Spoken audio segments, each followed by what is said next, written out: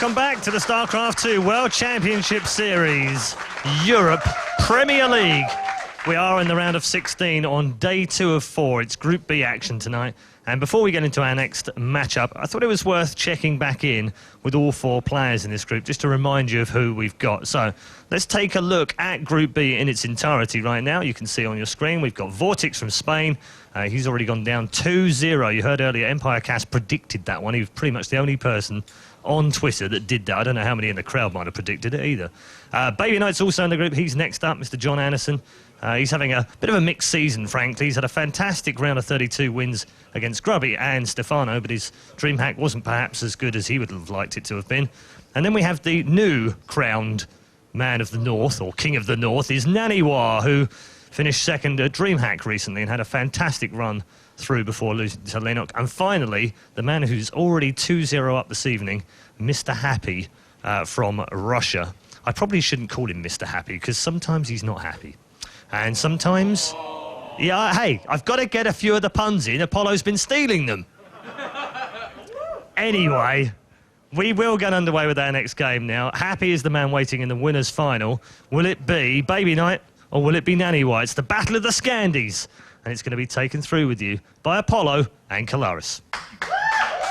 Thanks very much, Paul. And this one is going to be pretty good. The king in the north, the lone wolf, moving south himself, trying to take out the rest of Europe. Right, yes, he is. Never heard Scandies before. It's not a word I've heard before to describe two Scandinavians. And we're both English, listening to an English person. Yeah, so, Paul, you have to teach us something of your masterful.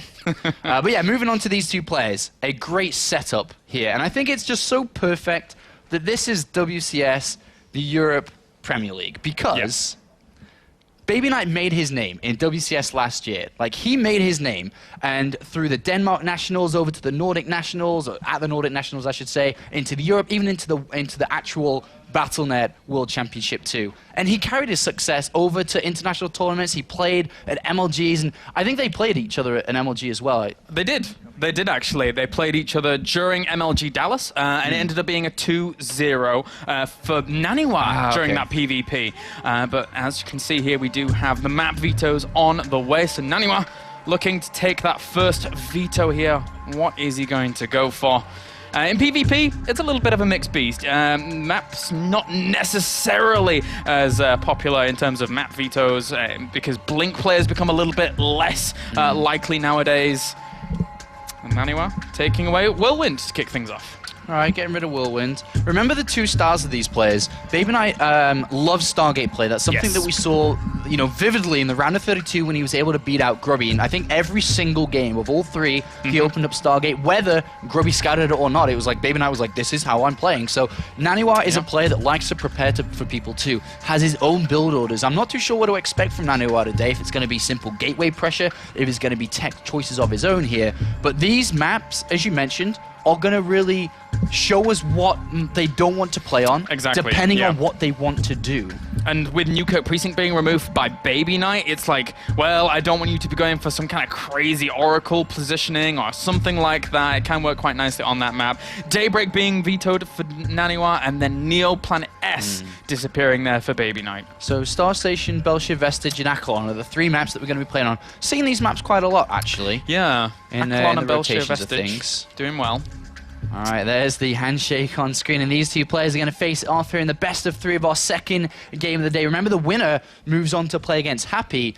Very excited for this run here. I mean, we could talk a little bit about BabyKnight since he's the one on screen. His run in the round of 32 is remarkable. Yes. It really, really was. During that, he took out 2 arguable legends here in the European scene in the form of Stefano and Grubby. Now, he comes into the round of 16, facing off against another legend of the European scene here in terms of results, in terms of performances, arguably the strongest foreigner. If BabyKnight was to able to beat these 3 players, you know, looking at Grubby, Stefano, and then into NaNiwa, who would argue that BabyKnight shouldn't win the entire tournament? Like, who would actually say, no, I don't think he deserves it? No. Like, if he got to the finals and won it, that's like a remarkable, incredible run from BabyKnight. Taking those two players out at round 32, and then moving on to NaNiwa here, that is a huge testament to his skill if he's able to take out these 3 in a row. Never mind just like randomly across the tournament. In a row, guys. And if you look at BabyKnight, exactly 1 year ago, who was he? Not that big. But nowadays, because of WCS last year, he created his name. We mentioned he took it abroad and created his popularity elsewhere too. Today, though, he has the chance to prove that he is one of the best Protoss players in Europe, if not in a larger scale too. Being able to take down Grubby, Stefano, and then NaNiwa, that is absolutely incredible. I cannot describe how big that is for BabyKnight. On the other hand, though, NaNiwa, if you look at NaNiwa, this group feels like it's NaNiwa against the world. Yes. Because everyone wants to beat this guy, because NaNiwa was second place at DreamHack. He's always been one of the best non-Korean players in the scene. But BabyKnight, if he was to stifle that... Yeah, you're right. Anybody who can take a series off NaNiwa here has that kind of that tag on their pelt here. And with that, it gives you a lot of credibility here, moving on into the further rounds. So BabyKnight's going to go up against that, but NaNiwa, you cannot count him out ever. His builds, his builds are his own. His play style is his own. Every single aspect that he can use in terms of those plays, so strong. And BabyKnight's going to have a hard time ahead of him. Yeah, and joining the Navi recently as well, BabyKnight, as you can see in his nice big yellow jacket. Looks very warm and comfortable, actually. Actually, one thing I noticed there, look at NaNiwa, look at BabyKnight's mouse, is he doesn't have that bungee thing we talked about yesterday with the Koreans and the non-Koreans. He's actually just got it plugged in. BabyKnight, where's your bungee? Don't know if you can hear him or not. I guess not. He's concentrating. He's going into a custom game for a second whilst this is NaNiwa's getting back. Big day for BabyKnight. It is. He didn't land in this position today in such an easy way. He fought to be here, and now he's got the chance to prove who he really is. NaNiwa has stepped aside, which is why we're just waiting for him to come back in a NaNiwa style here before we get into this best of 3. As he is about to make his return now, so we can see. And NaNiwa versus BabyKnight will start. Yep, so that is going to be pretty cool. I'm looking forward to this PvP here as our second game of the night in Group B. And any of these players actually advancing forward knows their opponent. He does have a mouse bungee. Look. Oh, he does at the back. God damn it, it was hidden. He does have one. It was hidden away. And both of the players do, actually. Yep. As this war of the Protoss will start momentarily. Don't know which way I'd swing it, though. I mean, looking at, I think everybody's predictions in the round of 32, they were like, BabyKnight, yeah, about that.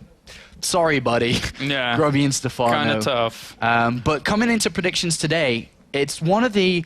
I don't think it's the hardest group when it comes to skill-wise and player-wise, but it's absolutely one of the closest groups. Yeah. It really is. It really is. This group could have gone any way. It's a group of uncertainty. It's a group of volatility. There are a lot of ways to describe this group. Anybody can advance here.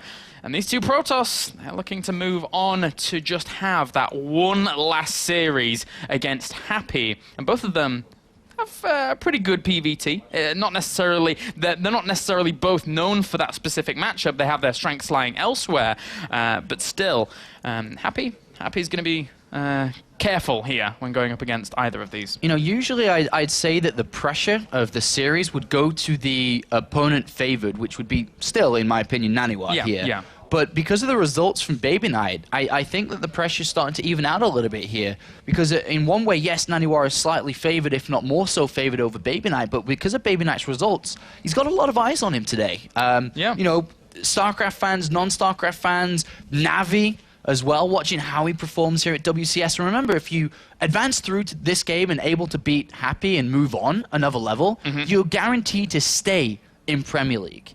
You're able to stay here on these stages, play, week in, week out, whenever the games are scheduled. But if you lose here today, which could happen to one of these two players, NaNiwa or BabyKnight, you're going down to Challenger League.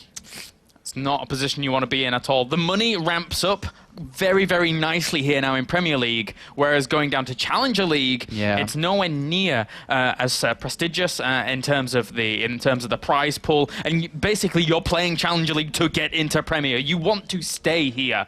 Neither NaNiwa nor BabyKnight want to fall down, and I mean, if you look at the group in its entirety, we already said it was a group of, you know, uncertainty, volatility, anybody can move on, but arguably, because of what these two have accomplished, they're the two favorites here, and they have to face off against one another in the first game. That's right. Both players banked $2,000. You mean, talked about the money a little bit through the WCS here. Banked $2,000 just for being in the round of 16. It does start to climb up, though, up to $3,500, and then escalates incredibly high if you get top 4 and manage to qualify for the semifinals. As you can see on screen, BabyKnight seems to be having a little bit of an issue with his earplugs ready for sound. I think what I could see before is the socket that he was meant to plug it in was a little bit too far away, and it was stretching almost where he couldn't wear them. But it looks like he's resolved that, and we will be starting in a couple of seconds here. Left hand versus right hand. Yep, he does. Tattoo versus non-tattoo. That's true. Jacket versus non-jacket. And long hair versus short hair. I like me some long hair, man. I like me some long hair. And the interesting thing, actually, is if NaNiwa actually advances on, if NaNiwa defeats BabyKnight, then, I hate to do this, but we have the Alliance versus the Empire, Apollo. Oh, Colaris. You got that one out there. It's like NaNiwa forgot to shave today. It's no problem, though. It's not an issue when it comes to playing. As, that's a mean stare. We actually talked about it off camera a little bit. NaNiwa's just, the way that he looks is scary. Like, just the way that he stares, his, you know, aura surrounding him is so dark and dangerous. Not quite the Alliance. Not quite the Alliance. No. Not quite. But he is, isn't he? And then you have this beautiful guy wearing an amazing jumper, really brings out his eyes, and that yellow sweater. Look at that handsome face. A beacon of light. A beacon of light. And there is a contrast between them, isn't there? There is. It is light versus dark here. NaNiwa representing, I would say the Sith, but it just goes against everything he is named behind. Yes. And with this, you know, BabyKnight, he's a pretty mannered bear, gotta say. He is an incredibly nice individual, that is for sure. And it looks like both the players, well, actually, I say both. NaNiwa is ready. BabyKnight is also ready, which means one thing. The admin press is going. We're going to start this best of 3, Colaris. It's the second game of the day. Quite excited for this one. Denmark versus Sweden. A big rivalry there within Scandinavia. All those countries like to fight it out. With whatever game it is. If it's StarCraft, ice hockey. That's true. Whatever ice games they play. I lived in Finland for a long time. I know all about this. All right, so let's jump straight on into game number 1. Bel'Shir Vestige will be our map here between Na'Vi and the Alliance in the form of NaNiwa versus BabyKnight. And spawning down to the bottom right-hand corner here as our red Protoss. Arguably the strongest foreigner in the world right now. Give it up for Alliance NaNiwa.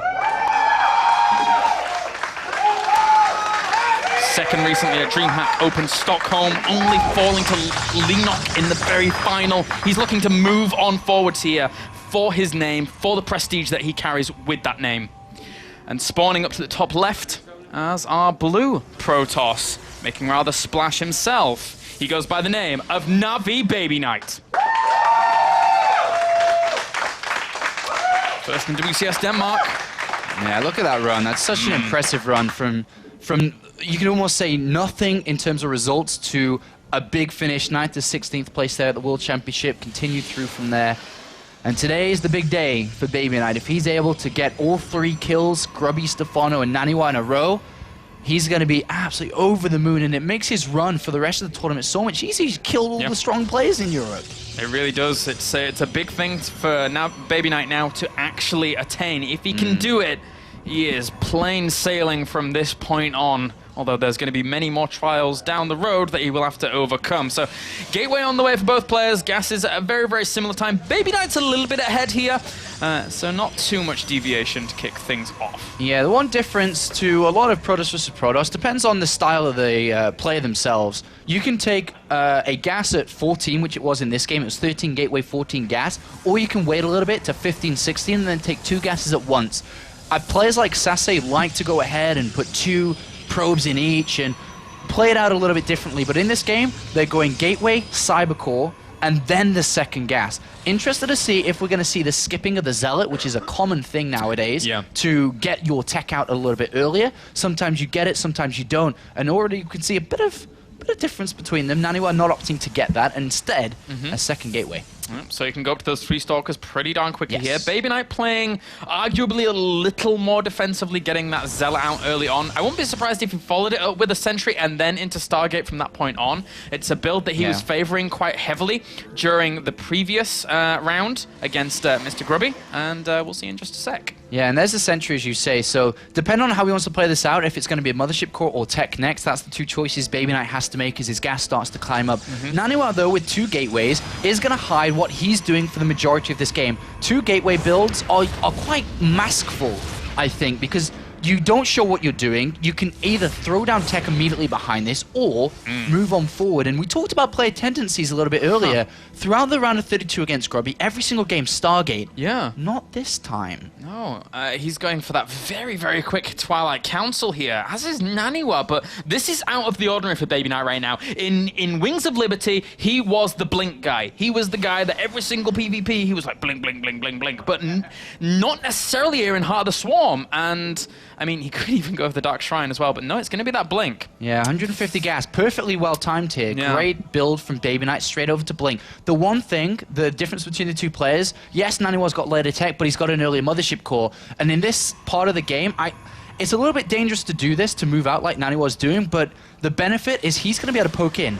It depends on if the Mothership Core gets scouted or not, but he's going to see blink being researched, which gives him a massive heads up compared to BabyKnight. There, he actually goes in, sees blink, and now gets out. This is sometimes dangerous because if the player is being aggressive with 3 gateways, for example, that Mothership Core a lot of the time isn't going to make its way home, but in this case, it's actually fine. NaNiwa's going to get out, see what his opponent's doing, and I'd be interested to see what happens here. NaNiwa's got a couple of choices: defend, aggressive.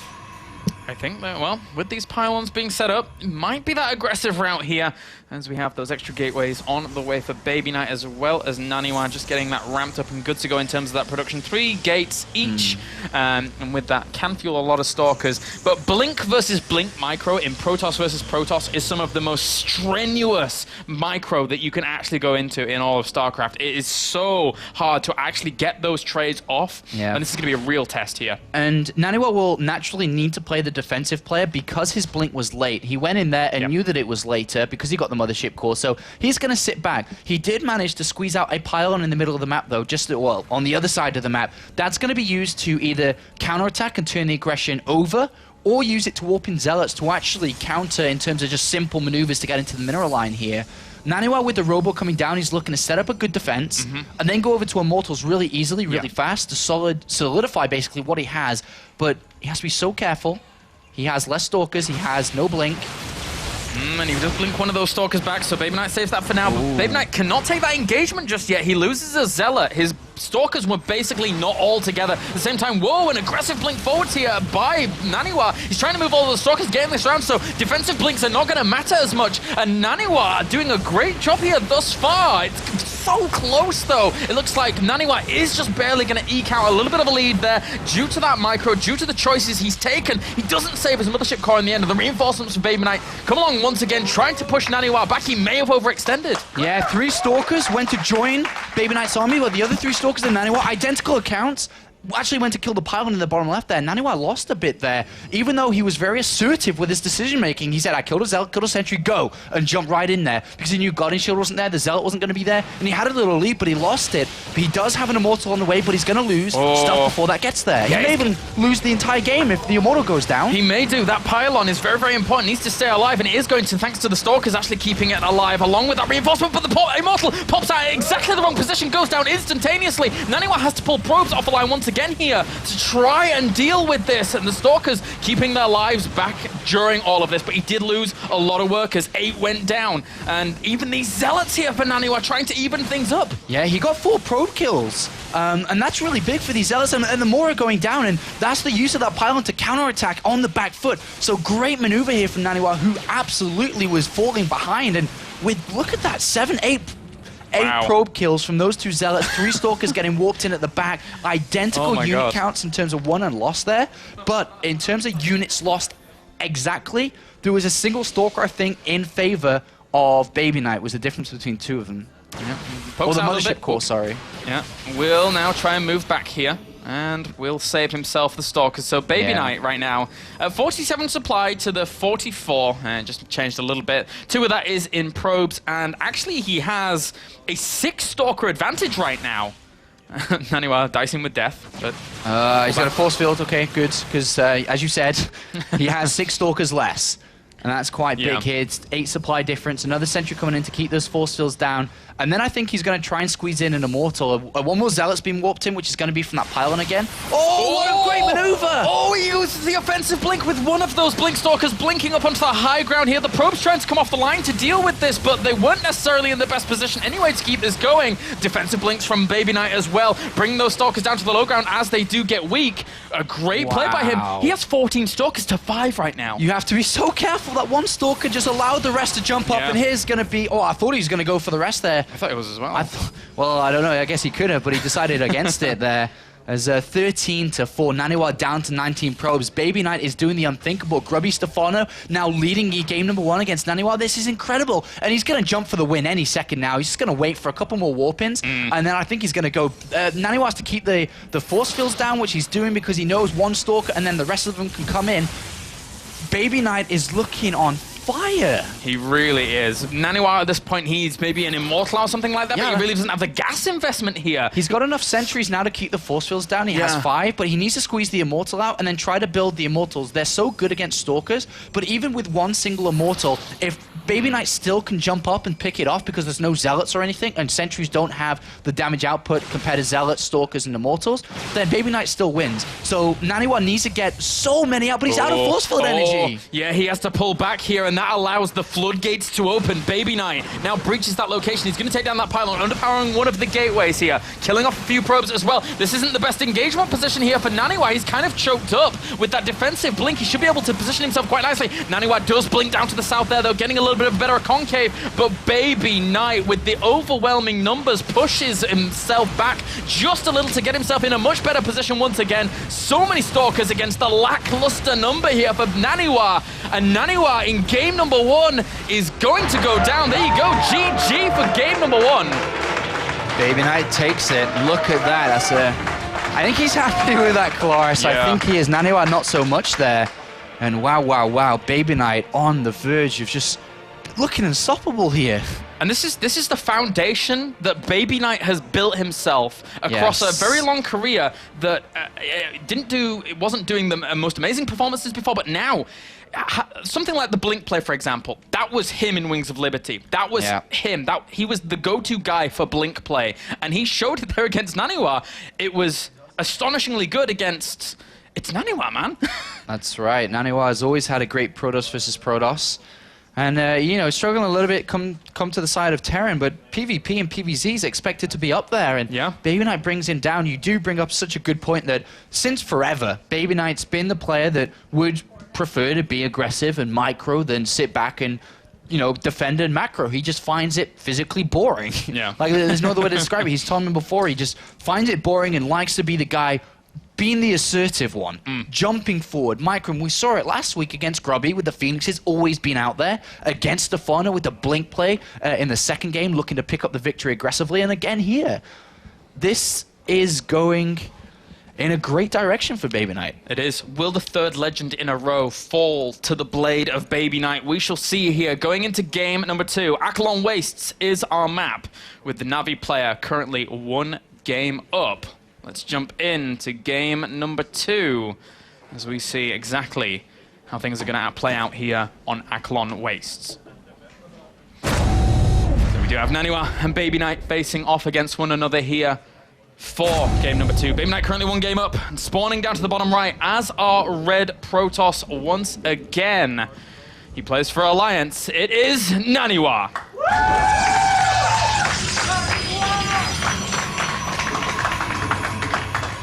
Spawning up to the top left here, as are Blue Protoss, performing very well in game number 1. Can he carry that momentum on into game number 2? He is Navi BabyKnight. When it comes to Protoss versus Protoss, and I know you follow these players very closely, Talk to me about NaNiwa. I mean, he's 0-1 behind right now, but he has an overall decent record in Protoss versus Protoss for sure, right? Yeah, he does. I mean, in Heart of the Swarm right now, he's about 66% win ratio. Admittedly, it's not over too many games, just purely from DreamHack. But he still holds a very, very good win percentage in Wings of Liberty as well, in the form of 61% in Protoss versus Protoss. So he has the acumen, he has the curriculum vitae to actually be so good in this matchup. But BabyKnight, he had such a good run in Wings of Liberty in terms of this matchup as well. But as of late, he's not been looking as strong up until this point, where he actually just defeats NaNiwa in game 1 in terms of PvP. In PvP, with NaNiwa and what you say, I mean, the PvP has changed bits and pieces, but not massively. Yeah. I mean, the Mothership Core makes a big difference. It does. We see a lot more Stargate openings because people are comfortable falling back onto Void Rays a lot more in the early stages of the game. But overall, it plays out very similar. There's a lot of mind games that go into it. It's a lot about control. And the biggest point is decision making. Do I make the right blink? Do I make the right build order choice against potential patterns of what my player could be doing and so on? And these things, you know, allow NaNiwa to be that good player, and he's going to have to be able to do it today. We actually noticed the difference of the gases, like we mentioned in game number 1. This time it was BabyKnight just going for the same again, but NaNiwa chose 15 and then over for a second gas shortly after, quite fast with 2 in each, and then escalating up to 3 in each once you keep 13 probes in the mineral line. Very important to have that 13 consistent. And a bit of an earlier scout for BabyKnight, checking his natural, just in case NaNiwa was looking for an instant win or something along those lines. 2-player map. Always have to be a little bit careful of that. We've seen that fail many a player in the past. Has a little bit of a look around. We'll see that double gas being taken with the 3 in each. Didn't know about the full extent of how the gas was being mined initially, though. And BabyKnight falling back onto his standard PvP, but also NaNiwa also going to go for Stargate. I really got to talk about something here with BabyKnight. BabyKnight did the thing we described in game number 1 where he skipped the Zealot and he got a faster tech structure. So the faster tech structure here was the Stargate. The probe almost got in to see it. If he scouted a few seconds earlier, it would have. But the Stalker chased it away. So NaNiwa has zero idea. 1 gas, 2 gas, double gas at the same time, later 1 gas. You know, anything is possible right now for BabyKnight. So the edge is definitely in favor of BabyKnight because NaNiwa knows nothing. On the other hand, BabyKnight went in, saw the double gas, knows that it's a gas-intensive build, knows it's probably not going to be a earlier gateway pressure build because the gases were earlier, and expects tech play. So in this game, I'd put the edge in favor of BabyKnight. He's just got that little bit of information which helps out so much to build an image of what your opponent's doing. It does feel right now that BabyKnight has got the complete package here in terms of PvP, but that actually probe a little bit further. Eliminates one thing from all the potential build orders. It eliminates fast expand now. So that's one thing to keep in mind. NaNiwa's going for an Oracle, and Phoenix are already on the way here. This could be catastrophic for NaNiwa. He needs to get that Oracle in a good position. He needs to make sure it's not seen. Well, at least his Stalkers to help protect it, right? So it shouldn't be too bad, but he goes in and sees it, and that's going to be such a frustrating thing. And he's going to go for the kill. Yeah, those Stalkers don't bring it down quickly enough, and he does get it. That's a big investment, and he saves the Phoenix. So let me just talk about why an Oracle was made and why not a Phoenix. Because NaNiwa had no idea. If you're opening Stargate, you're risking running into a DT build if you don't know anything. You need an Oracle for detection. So NaNiwa was playing safe. He was also going to play aggressive with it at the same time, depending on what happened there. But now, a Phoenix just killed the Oracle. NaNiwa's expanded behind this with almost no units. Behind this, we actually see BabyKnight with 3 gateways down. He's going to go for the kill. He could actually 2-0 NaNiwa here. He could. BabyKnight is in such a good position to actually go for this. The Twilight Council's going down behind this. NaNiwa, he's not going to actually gain anything from that at all during this aggression. This is forced to cancel. He has to cancel. He knows. He's in so much trouble. He's got 3 gateways. He's got no units. He tried to go to Blink. He's not going to get Blink anytime soon. Phoenix is going to be so useful here. NaNiwa is in so much trouble, and BabyKnight can actually grab the 3 kills from those 3 European legends here if he pulls this off right. He doesn't have any energy for an overcharge any as well here. He's not only going to lose the Mothership Core before he even has the energy. That's going to be catastrophic for him. He tries to throw down the Time Warp knowing he's going to lose that Mothership Core, but now the Stalkers start to get picked up here. Slowly but surely going to bring down that number. The Zealot's tanking a lot here as well, trying to get a good position on him. 46 supply to 34 right now. Those Phoenix are staying alive for too long. They're negating a little bit of this damage, whilst BabyKnight doing some damage to that economy line. Yeah, he wants to pull back to actually regen his shields on the Mothership Core, but unfortunately I think it's going to get picked off anyway. 1 Time Warp does go down, but with the addition of new units and Phoenix's banking up energy. He's going to go again. NaNiwa needs to get blinked, but it's not going to come out in time, I don't think. It's so hard for this amount of Stalkers to kill off Phoenix. They actually tank a good amount of damage here. And he, once again, goes forward, tries to pick one up once again. The Zealots doing a very, very good job of dealing with those Stalkers, trying to push them on back. And even if they don't get pushed back, they're doing so much damage to them in the process. Picking up Stalker after Stalker, still 46 supply to 32. NaNiwa is on the verge of being killed off here. If these two pylons actually go down powering these gateways, it's catastrophe here for BabyKnight. NaNiwa's hanging on, but it's not working in his way. He just doesn't have what it needs to bring this down. Phoenixes keep on getting added on. So, yes, the energy is kind of falling short, but there's more Phoenixes being added on, so there's just more energy overall. And with the continuation of Stalkers and Zealots, or just plainly Zealots at this point getting warped in, BabyKnight is overpowering. Look at the production. Zealots, 2 Stalkers, and Phoenix compared to nothing at this point. The one small saving grace for NaNiwa might be that blink, but even then, I don't know whether or not it's really going to work out. The Phoenix reinforcing so quickly across this map because they are so mobile. And look at BabyKnight's army right now. His army supply is 34 against 16. I think what we may see from BabyKnight is just a lot more Stalkers warped in. All the Phoenixes go and pick all the Stalkers up. You can't blink anymore. And then come in with the Stalkers and Zealots to clean the rest up. He's going to try and move on in here. He has to be a little bit careful. He doesn't want to fully overextend, but he's now does start picking some of these Stalkers up here. Those Zealots going to close the gap, and he picks up everything. So much damage is being negated whilst the Zealots and Stalkers try and bring down the remainers on the floor, but the Stalkers actually focusing down the ones that were lifted as well. Once again, army supply 38 against 12. BabyKnight is on the verge of 2-0ing NaNiwa. Doubling supply almost now, and it's just going to continue to go on. BabyKnight's not losing any probes. There's no aggressive pylon out there for NaNiwa. There's no way to counterattack like we saw previously. He's got nothing to bounce back on here, and he keeps on losing units. BabyKnight is just, in terms of units lost, you can look at the units lost tab throughout this game so far. 1,500 resources in favor of BabyKnight, just not losing anything. NaNiwa is in trouble. We've said it. His APM has dropped down. The APM of BabyKnight's a lot faster. He's coming for the kill. And with the next wave of units, the next Phoenix in there, maybe a couple more Zealot Stalkers, whatever it is at this point, he's going to be able to pick up the win, I feel, here, Claris. Probably. But playing greedy against BabyKnight can be very, very deadly indeed. He knows in PvP when to push in, when to do the damage, when to exploit you. Those Stalkers have a really good position here for NaNiwa. He's created a wall, so those Zealots are pretty much negated, but that wall is slowly being picked up. BabyKnight bring down the walls of NaNiwa. Yeah, NaNiwa's trying to do everything he can. He doesn't want to just give up. Remember, he goes down to the losers match to play against Vortex, and it's a long, long road back up. But here comes almost the victory march, I feel. The gates have been opened. The Zealots flood on in. The Stalkers have very, very little room to actually retreat on here. To be fair, they've got a good position on those Zealots. They're not really doing too much, but the Phoenix flying once again, trying to pick off some of those Stalkers. And the Stalkers at the back, they're just killing off probe after probe. I don't think BabyKnight even cares at this point if there's about Stalkers. Yeah, look at this. Probe after probe going down, which means he won't be able to keep up with the supply count. It's actually dropping again and further. Phoenix after Phoenix, picking off Stalker after Stalker. There's probably even more Stalkers here for BabyKnight now. BabyKnight playing so well. 62 supply to 27. NaNiwa in this first series did not expect this brutal blow to him in the form of BabyKnight, and now we have to ask the question, who can actually stop this guy if he is able to take it? 3 series against Stefano, against Grubby, against NaNiwa. How can you defeat this player? Yeah, it's incredibly difficult. NaNiwa down to 12 supply. He's got a few Blink Stalkers left. 10 supply, 50 for BabyKnight. Just keep on building units. And there you go. There you go. GG. BabyKnight takes it 2-0. And oh my God, Apollo.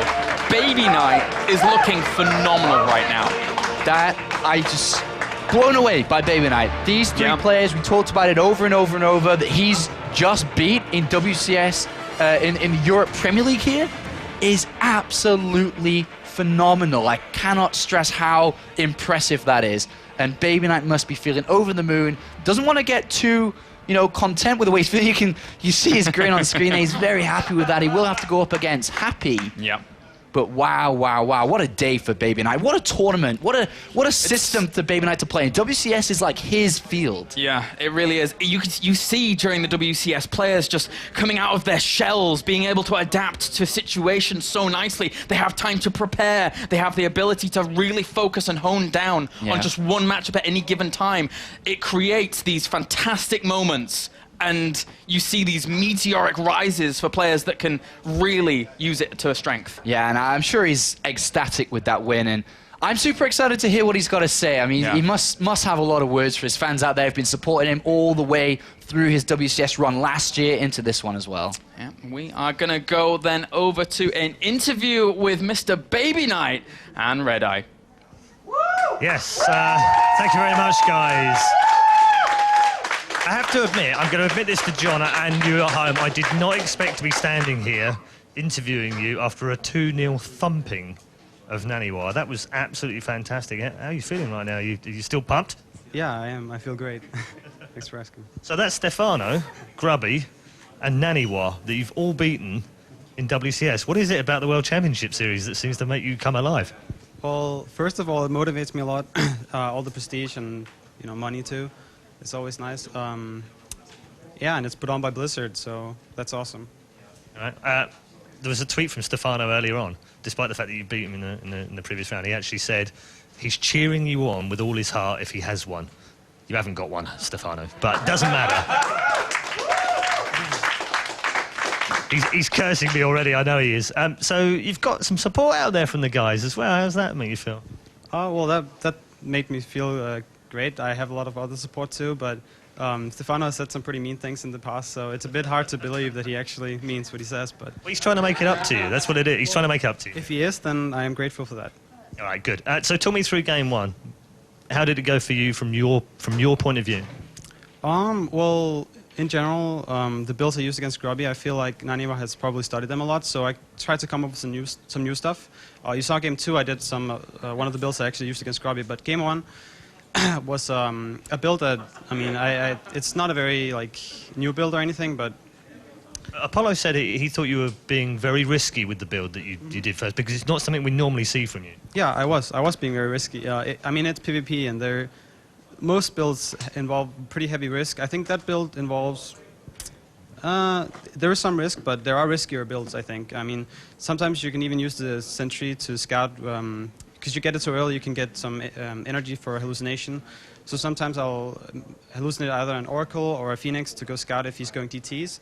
But I know NaNiwa doesn't go DTs a whole lot. And I mean, he knows that usually my builds are proof against DT, so that's why I didn't do that. But I think the build overall is one of the safer ones in PvP, yeah. Okay. And what about game 2? It was a more sort of standard build from you. You said you used it against Grubby previously in WCS as well. Were you worried at any point that he was going to counter that?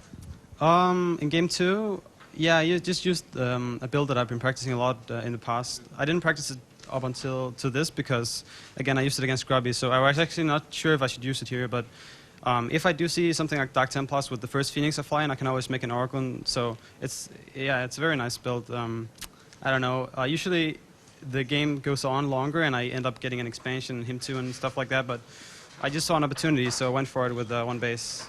Worked as well. You've also stopped us from having the Star Wars winners game. Are you aware of that? The Empire versus the Alliance? That's not going to happen now. You've stopped that? Well, but I will say that now NaNiwa is going to play Vortex, and I think a lot of people are happy to see that because of all the trash talk that's been going on, so they can be happy about that. Ladies and gentlemen, your winner of our second game this evening goes through to the winners' final, just one game away from making the round of 8. You will be seeing BabyKnight again, and he'll be playing Happy a little later on. But for now, let's go to some more analysis from our normal analysis weatherman. It is, of course, Sean Apollo Clark. Thank you.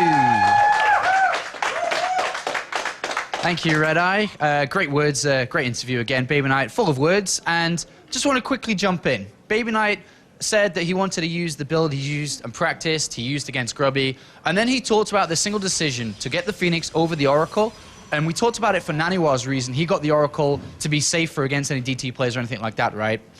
So when the Phoenixes come out, he goes to scout immediately, and this is, like, look at the waypoint. That's the plan from the first Phoenix, to scout. If something like DTs comes in, he mentioned, switch back over to Oracle and can defend it, but as he comes down, he's like, winner, winner, chicken dinner, Oracle.